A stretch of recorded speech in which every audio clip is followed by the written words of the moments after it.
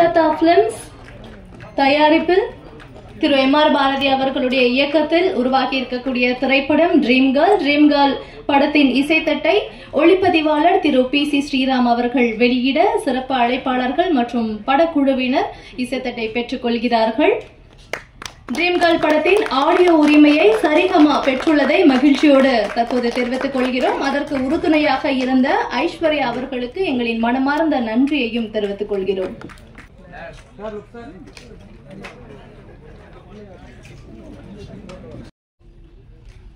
Hello, எல்லாருக்கும் வணக்கம். என் பேர் பிரபு சாஸ்தா. அரவிந்த் அப்படின்ற ஒரு கேரக்டர் பண்ணியிருக்கேன் ட்ரீம் கேர்ள் படத்தில். எனக்கு இந்த ஆப்பர்ச்சுனிட்டி தந்த பாரதி சார் ரொம்ப நன்றி. ஃபர்ஸ்ட் ஆஃப் ஆல் வந்தவங்க எல்லாருக்கும் நன்றி. நர்வஸாக இருக்குது சார். வணக்கம் சார். வணக்கம் சார். சாரோட மைண்டில் வந்து ஒரு வேர்ல்டு க்ரியேட் ஆகி அந்த வேர்ல்டில் வந்து நானும் ஒரு பார்ட்டாக இருக்கேன். சார் ரொம்ப அன்பானவர். அவர் பேசுகிற மொழியே வந்து அன்பு தான். நெகட்டிவாக எதுவும் பேச மாட்டார். ஒரு படமும் அந்த அளவுக்கு பாசிட்டிவாக இருக்கும் அவரோட தாட் ப்ராசஸ்.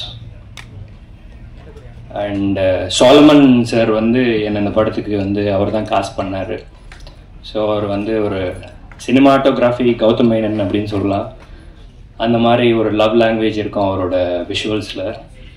அவர் ஒரு கலர் ஒன்று சூஸ் பண்ணி அதை போட்டுட்டு வந்து நிற்க வச்சார் அப்படின்னா அது ஒரு மாதிரி ரொம்ப நல்லா இருக்கும்.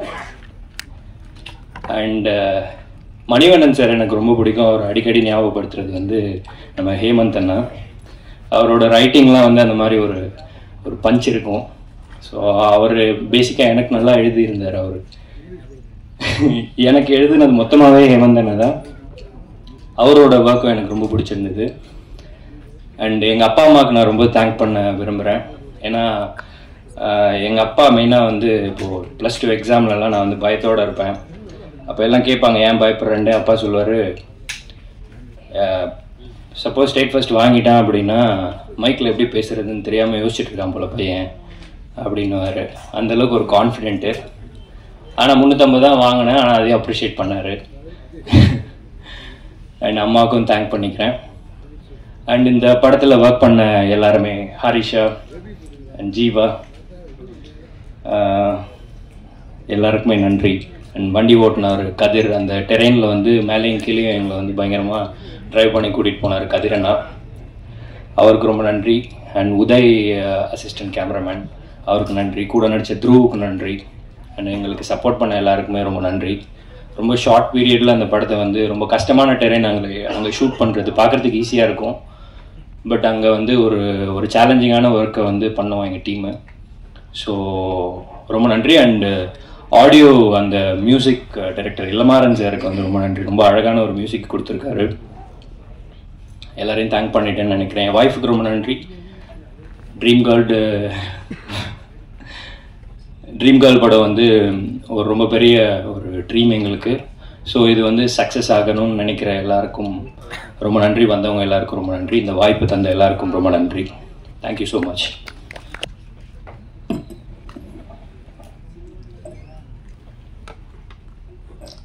எல்லாருக்கும் வணக்கம். பத்திரிகை நண்பர்கள், இங்கே அத்தனை பேர் வந்திருக்கீங்க, நன்றி. ஃபஸ்ட்டு என்னோட நன்றி சொல்லணுன்னா என்னோடய டைரக்டர் சாருக்கு தான் சொல்லணும். அவர் பார்க்குறதுக்கு ஆக்சுவலாக குழந்த தான். இயல்பாகவே வந்து அவர் குழந்த தான். அந்த செட்லி ஆகட்டும், அவர் பேசுகிற விதமாகட்டும், அப்ரோச் பண்ணுற விதமாகட்டும், அப்படியே குழந்தைத்தனமாக இருக்கும். வாய்ப்பு கொடுத்ததுக்கு நன்றி சார். என்னை அழகாக காமிச்ச சாலமன் சார், நன்றி சார்.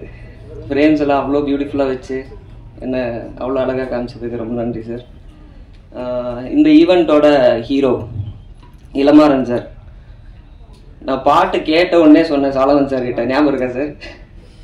சார் இது வந்து பிளேலிஸ்ட்டில் கண்டிப்பாக எல்லாத்துக்கும் வரும் அப்படின்னு சொல்லியிருந்தேன். சொன்ன மாதிரியே வந்து எல்லாத்துக்கும் ஒரு ஃபேவரட் சாங்காக அமைஞ்சிருக்கு. எடிட்டர் சார் அகமத் ப்ரோ, நாங்கள் ப்ரிவ்யூ ஷோவில் பார்த்தோம், அவ்வளோ கிறிஸ்பாக எடிட் பண்ணியிருந்தாரு, நல்லா இருந்துச்சு. Thank you bro, thank you so much. Dialogue writers Hemanth bro, நானும் அவரு ரொம்ப நிறைய டிஸ்கஸ் பண்ணியிருப்போம் இந்த படத்தில். எனக்கு என்ன சேஞ்சஸ் வேணும்னாலும் அவர்கிட்ட தான் கேட்பேன், வித் டைரக்டர் சாரோட அப்ரூவலோட. அந்த ஃப்ரீடம் வந்து டைரக்டர் எனக்கு கொடுத்துருந்தாரு. Hemant bro, thank you so much. அப்புறம் என் கூட நடித்த கோ ஆர்டிஸ்ட் எல்லாருக்கும் நன்றி. ஹரிஷா, சாஸ்தா, அதுக்கப்புறம் எல்லா இந்து ஆல்ரெடி தெரியும், எல்லாருக்கும் நன்றி.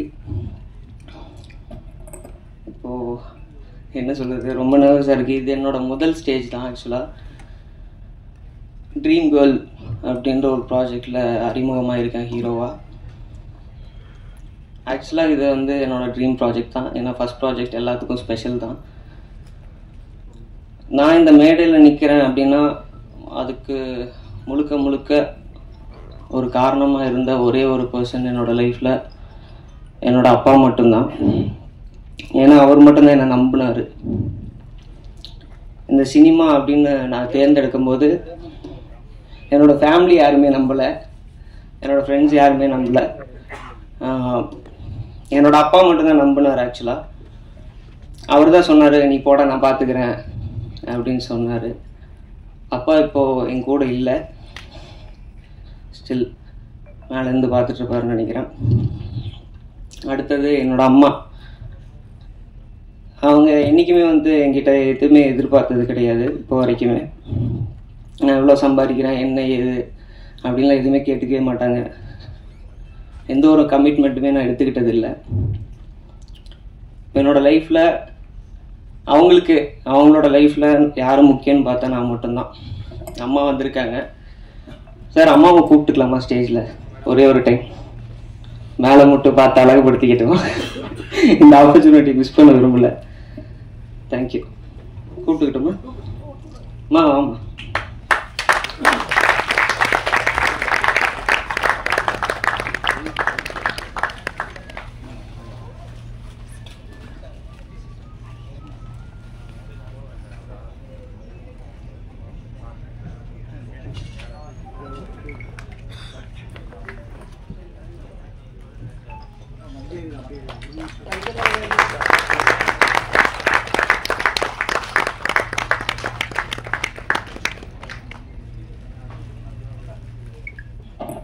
ஆக்சுவலாக ரொம்ப நன்றி சார். ஏன்னா இந்த ஆப்பர்ச்சுனிட்டிக்காக தான் ரொம்ப இயர்ஸாக நான் கஷ்டப்பட்டுட்டு இருந்தேன். Thank you so much. இன்னொரு பர்சனுக்கும் நான் ரொம்ப தேங்க் பண்ணணும், என்னோடய அக்கா. எமோஷ்னலாகவும் சரி, ஃபினான்ஷியலாகவும் சரி, என்னோடய பின்னாடி நிற்கிற ஒரே ஒரு பர்சன் வந்து என்னோடய அக்கா மட்டும்தான். அக்கா துபாயில் இருக்கா, பார்த்துட்ருப்பாங்கன்னு நினைக்கிறேன். ஓகே, ரொம்ப எமோஷ்னலாக பேசிகிட்டு இருக்கேன்னு நினைக்கிறேன். தேங்க்யூ ஸோ மச் எல்லாருக்கும். இங்கே வந்த எல்லா பத்திரிக்கை நண்பருக்கும், கெஸ்ட்டு எல்லாருக்கும், என்னோட கோ ஆர்டிஸ்ட், டைரக்டர், கேமராமேன் எல்லாருக்குமே நன்றி. இது முதல் ஸ்டேஜ் இல்லை, இன்னும் மேலே போகணும். அதுக்கு மீடியாவோட சப்போர்ட் கண்டிப்பாக தேவை. கண்டிப்பாக எல்லாருக்கும் இந்த ட்ரீம் கேர்ள் அப்படின்ற ஒரு ப்ராஜெக்ட் பிடிக்கும்னு நினைக்கிறேன். எங்களோட பாட்டை நாங்கள் முடிச்சிட்டோம். இனி வந்து உங்கள் கையில் தான் இருக்குது ஜட்ஜ்மெண்ட்டு. சரி, ஓகே, நல்லா வரும்னு நானும் என்னோடய டீமும் நம்புகிறோம். அதுக்கப்புறம் மேலே இருக்கவங்க தான். Thank you so much. Thank you sir. இங்கே வந்திருக்க ப்ரெஸ் மீடியா எல்லாருக்கும் வணக்கம். அண்ட் இந்த ஸ்டேஜில் ஷேர் பண்ணுறதே எனக்கு ரொம்ப ஒரு ப்ரெஸ்டேஜாக ஃபீல் ஆகுது. ஏன்னா பிசி ஸ்ரீராம் சார் வந்திருக்காரு. அவர் எவ்வளோ பெரிய லெஜெண்டுன்னு எல்லாருக்குமே தெரியும் சினிமா இண்டஸ்ட்ரியில். அவர் கூட ஒரு ஸ்டேஜ் ஷேர் பண்ணுறது எனக்கு ரொம்ப ஹாப்பியாக ஃபீல் ஆகுது. தேங்க்யூ ஸோ மச் சார், நீங்கள் இந்த ஈவெண்ட்டுக்கு வந்ததுக்கு. அண்ட் இங்கே வந்திருக்க வசந்த பாலன் டைரக்டர் சார் எல்லாருக்குமே ரொம்ப நன்றி. அண்ட் எனக்கு இந்த மூவியில் கேஸ்ட் பண்ணது சாலமன் சார் தான். சார் தான் ஃபஸ்ட்டு எனக்கு கால் பண்ணிவிட்டு இந்த மாதிரி ஒரு ப்ராஜெக்ட் இருக்கா ஹரிஷா, நீங்கள் வந்து பாருங்கள் ஆஃபீஸ்ன்னு சொல்லி. அப்போ தான் ஃபர்ஸ்ட் டைம் நான் பாரதி சாரை மீட் பண்ணேன். அண்ட் பாரதி சார் பார்த்தோன்னே ஓகே எனக்கு ஃபிக்ஸ் ஆகிடுச்சு, நீங்கள் தான் வந்து என்னோடய ட்ரீம் கேர்ள் அப்படின்னு சொல்லிட்டு ப்ராஜெக்ட் ஸ்டார்ட் பண்ணோம். அண்ட் லைக் 20-25 டேஸில் ஷூட் பண்ணோம். அண்ட் இப்போது அவுட்புட் பார்க்கும்போது ரொம்ப ஹாப்பியாக இருக்குது. பிகாஸ் ஒரு ஃப்ரேம்ஸும் அவ்வளோ அழகாக இருக்குது. சாலமன் சார் நீங்கள் you are done a great job. Like thank you so much. நாங்கள் இவ்வளோ அழகாக இருக்கும்னு சொல்லி எங்களுக்கு இப்போ தான் தெரியுது ஸ்க்ரீனில் பார்க்கும்போது. அண்ட் ஹேமந்த் சார் எல்லாருக்கும் ரொம்ப தேங்க்ஸ் இந்த ப்ராஜெக்டில் ஒர்க் பண்ணதுக்கு. அண்ட் லைக் எங்க கூட ஒர்க் பண்ண co artist like Prabhu and Jeeva எல்லாருக்குமே ஒரு பெரிய தேங்க்ஸ். லைக் ஒரு ஃபேமிலி மாதிரி தான் ஒரு 15-20 டேஸ் இருந்துச்சு. ரொம்ப ஜாலியாக ஷூட் போச்சு. அண்ட் கரெக்டாக 6 ஆகிடுச்சுன்னா பேக்கப் பண்ணிடுவார் சார். ஸோ அது வந்து எல்லா ஆக்டர்ஸ்க்கும் ரொம்ப ஹாப்பியாக இருக்கும். And then thank you so much. இவங்க எல்லாமே இந்த செட்டில் அவங்க வந்தாலே அவ்வளோ கலகலன்னு இருக்கும், அவ்வளோ ஜாலியாக இருக்கும். And like thank you so much for like I am so pleasure to have a screen space with you. Thank you and thank you so much. அனைவருக்கும் வணக்கம். இன்றைய விழா நாயகன் பாரதியை என் இதயபூர்வமாக நான் வாழ்த்துகிறேன். ஏன்னா பாரதி எனக்கு நீண்ட நாள் நண்பன். பாரதி வந்து நான் காலேஜில் டிசைனராக வேலை செஞ்ச காலத்தில் நான் நிறைய படங்களுக்கு டிசைனராக ஓவியராக என்னோட கெரியர் சினிமாவில் விடுத ஆரம்பிச்சது. வேலி இல்லா மாமரம் அப்படின்ற ஒரு படத்தில் நான் டிசைனராக வேலை செஞ்சேன். பாரதி அந்த படத்தினுடைய அசோசியேட் டைரக்டர். அது ஏறக்குறைய என்னுடைய கல்லூரி நாட்கள். காலேஜில் படிக்கும்போதே ஒர்க் பண்ணிட்டு இருந்தேன். அந்த ஃபிலிம்ஸ் எல்லாம் 3ஆம் வரை, அந்த நாட்கள், டார்லிங், வேலி இல்லா மாமரம், இந்த மாதிரி. ஸோ எங்களுடைய நட்பு அதிலிருந்து தொடர்ந்தது. பாரதியோட அஸ்திவாரம், இன்னைக்கு சினிமாவுடைய அஸ்திவாரம்னாலே எழுத்து தான். அந்த அஸ்திவாரத்தை பிடித்து கொண்டு தான் இந்த பாரதி இன்று இந்த ட்ரீம் கேர்ள் வரைக்கும் நடந்து வந்திருக்கார். எனக்கு ரொம்ப பிடிச்ச விஷயம் என்னென்னா, பாரதி வீட்டில் எப்போதும் புத்தகம் இருக்கும். நான் அந்த காலத்திலேயே நான் பாரதி வீட்டுக்கு அடிக்கடி போவேன். பாரதியோட அம்மா நல்லா மீன் குழம்பு வச்சு கொடுப்பாங்க. நிறைய ரஷ்யன் நாவல்ஸ் நாங்கள் திருப்பி பாரதி வீட்டில் பலமுறை படிச்சிருக்கேன். என்னோட புத்தக அறிவுங்கிறது ஆரம்பித்த காலங்கிறது வித் பாரதியோடு தான். அந்த பாரதி எனக்கு மட்டும் இல்லை, பல பேருக்கு இந்த புத்தக அறிவை கொடுத்துருக்கார். சினிமாவில் அறிவு எழுத்துங்கிறது ரொம்ப அத்தியாவசியம். அது இன்னைக்கு ரொம்ப இல்லாதனால தான் தமிழ் சினிமா ரொம்ப சீர்கெட்டு போயிருக்கு. இன்னைக்கு புத்தகங்கள் யாரும் படிக்கிறது இல்லை. ஆனால் புத்தகத்தையும் எழுத்தையுமே தன்னுடைய ஆயுதமாக வச்சு இன்னைக்கு மிகப்பெரிய வெற்றியை அடைய போகிற இந்த பாரதிக்கு என்னுடைய வாழ்த்துக்கள். ஏன்னா இது வந்து ட்ரீம் கேர்ள்ன்றது என்னோட படத்து டைட்டில் மாதிரி இருக்குது. எனக்கு கொஞ்சம் பொறாமையான இருக்குது. எனக்கு முன்னாடியே சொல்லியிருந்தேன், நானே கூட வாங்கிட்டேன். ரொம்ப அற்புதமான டைட்டில். நான் படம் பார்த்தேன். ரொம்ப பொய்டிக்காக, ரொம்ப அழகாக, இளமையாக பண்ணியிருக்கார் பாரதி. இந்த படம் வெற்றியடைய அவர் தொழில் எல்லாருக்கும், கலைஞர்கள், அவர் ஒர்க் பண்ண நடிகர்கள், டெக்னீஷியன்ஸ் எல்லாருக்கும் என்னுடைய வாழ்த்துக்கள். வெற்றி விழாவில் மீண்டும் சந்திப்போம். நன்றி, வணக்கம்.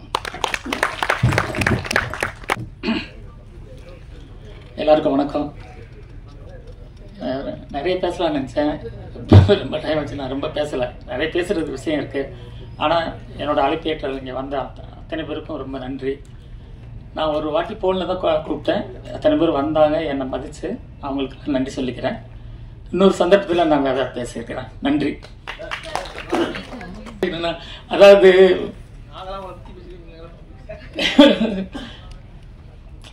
எப்படி சொல்கிறேன்னா, ஆக்சுவலாக நான் சினிமாவுக்கு ஃபஸ்ட் அசிஸ்டன்ட் ரைட்டராக அந்த ட்ரை பண்ணுறப்ப எல்லாமே எனக்கு நல்ல கம்பெனியே கிடைக்கல. ஃபஸ்ட்டு வேலி இல்லா மாமரம், நூலர்ந்த பட்டம், காவிரி கரங்களில், இந்த மாதிரி சின்ன சின்ன உப்பா படம்னு சொல்லுவாங்க. இப்போ அந்த மாதிரி படங்கள் தான் கிடைச்சது. எனக்கு அசிஸ்டன்ட் ரைட்டர் வாய்ப்பு சரியாகவே கிடைக்கல.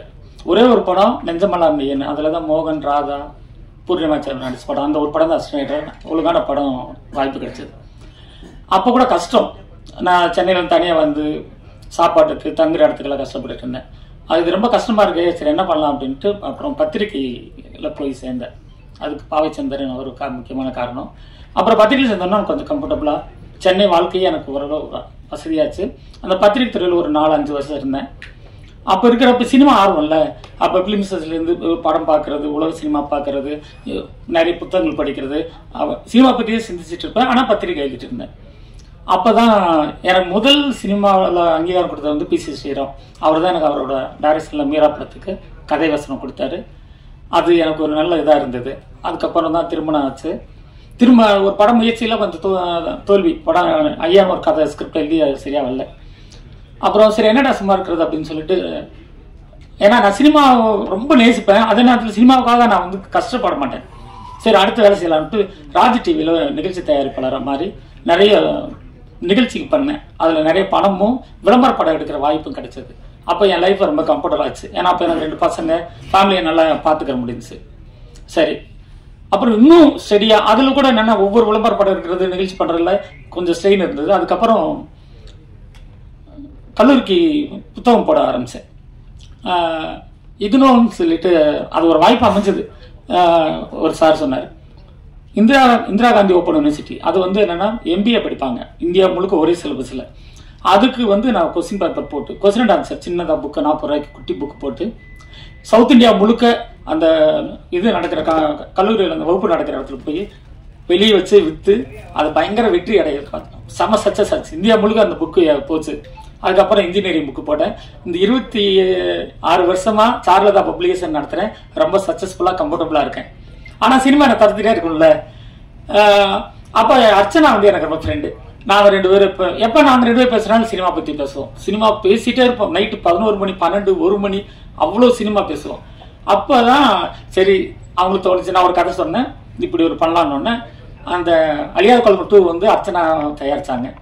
அவங்க என் டேரக்ட் ஆகி பார்க்கணுன்ட்டு. ஆனால் அவங்க எங்கேயோ பணத்தை பாரோ பண்ணி கடன் வாங்கி பண்ணலான்னு திட்டம் போடுறப்ப நான் பயந்துட்டேன். ஐயோ நம்மளால அவங்க இதை கஷ்டப்படக்கூடாதுன்னு. சரி ரேவதி அப்போ ஃப்ரெண்டு, ரேவதியை டேரக்டரை போடு, உனக்கு சேஃபு, நீ நினைக்கிற இந்த கதையும் நடிக்கலாம், ரேவதியை டேரக்டரை போடுற அப்படின்னு சொன்னேன். ஆனால் அவங்க உறுதியா இல்லைடா அது நீ தான் ஃபீல் பண்ணு, ஒன்னால தான் ஃபீல் பண்ணி எடுக்க முடியும் அப்படின்னு சொல்லி, சரி முடிஞ்ச வரைக்கும் சிக்கனமாக எப்படி எடுக்கிறேன் பிளான் பண்ணி அது 12 நாளில் அந்த படத்தை எடுத்து முடித்தேன். சின்ன பட்ஜெட்டில் தான். அந்த படம் ஓரளவு ஒரு நல்ல எனக்கு பேர். இப்போ கூட யூடியூப்ல இருக்கு, 2 மில்லியனுக்கு மேலே அந்த படம் பார்த்துருக்காங்க, நல்ல ரிவ்யூ போட்டிருக்காங்க. அது சந்தோஷம். அப்புறம் என்னென்ன சும்மா இருக்க முடியல, சும்மா அடுத்து படம் பண்ணணும். அப்புறம் என்ன பண்ணேன், சரி படம் பண்ணலாம், இந்த ட்ரீம்களுக்கு ஒரு 4 சீன் எடுத்து பார்ப்போம் ஒரு பார்க்கில் அப்படின்னு சொல்லிட்டு சாலமனை கூப்பிட்டு ஒரு 4 சீன் இங்கே எடுக்கலாம்னா அவன் என்ன சொன்னான், அவன் ஊட்டி சார் அந்த 4 சீன் ஊட்டியில் போய் எடுக்கலாம் சார். செம்மொழி பூங்காவில் வந்து அவன் கேட்டால் 30,000 ரூபாய் படம் கேட்டான். இந்த 30,000 ரூபாய்க்கு ஊட்டியில் போய் எடுத்துலாம்னு சொன்னான். 4 சீன் எடுக்கலான்னு தான் போனேன். அப்படியே ஒரு பிளான் பண்ணி அங்கே ஒரு 16 நாளில் அந்த படத்தை எடுத்து முடித்தேன். அப்போ அந்த ஸ்கிரிப்டுக்கு கூட எனக்கு ரொம்ப சப்போர்ட் இருந்தது வந்து ஹேமந்த். நைட்டு இதெல்லாம் இது எடுக்கலான்டாங்கன்னா காலையில் சீன் எழுதி கொடுப்போம். அப்படி அழகாக வந்து அந்த படத்தை சிம்பிளாக எடுத்து முடித்தேன். எனக்கு சந்தோஷம். அப்புறம் இந்த நேரத்தில் நான் சொல்லிக்கிறது என்னென்னா, சினிமாவுக்காக கஷ்டப்படுறவங்களை நிறைய பேர் படுறாங்க, அது எனக்கு பிடிக்கும். பிரேக் பண்ணுங்க. அமெரிக்காவில் எப்படின்னா ஒரு பையன் நல்லா படிக்கலன்னா 1 வருஷம் பிரேக் பண்ணி விட்டுருவாங்க. அந்த 1 வருஷம் பிரேக் பண்ணி சுத்துறதுல அடுத்து அவங்க சினிமா அவனுக்கு இன்ட்ரெஸ்ட் வந்துடும்.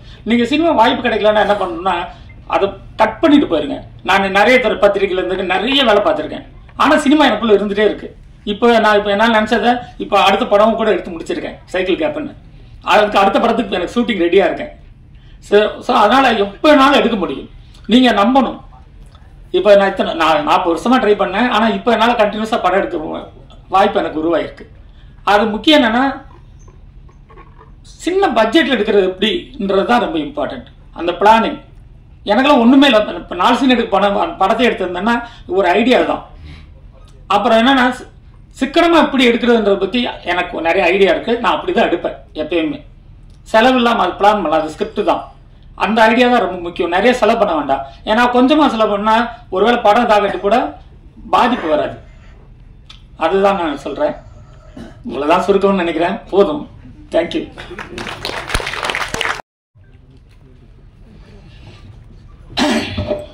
அனைவருக்கும் காலை வணக்கம். இருக்கவங்க எல்லாம் என் நண்பர்கள், வெகு நாளை நண்பர்கள்.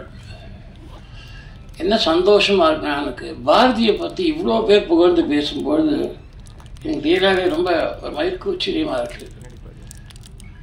எங்கள் நட்பு ரொம்ப வருஷம் நட்பு. அது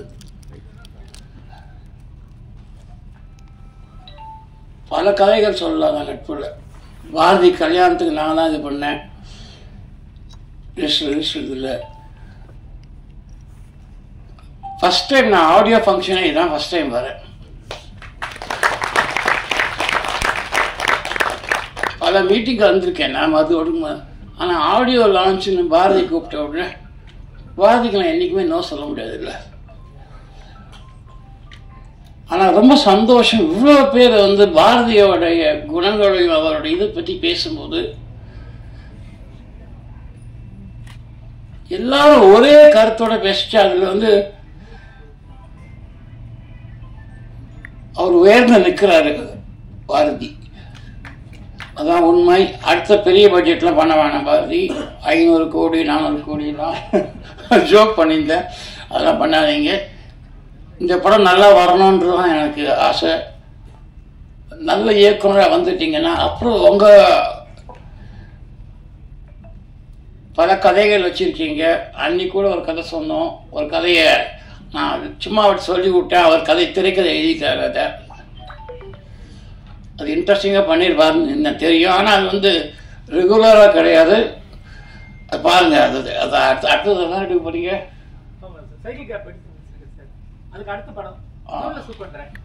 ஓகே ஓகே ஓகே.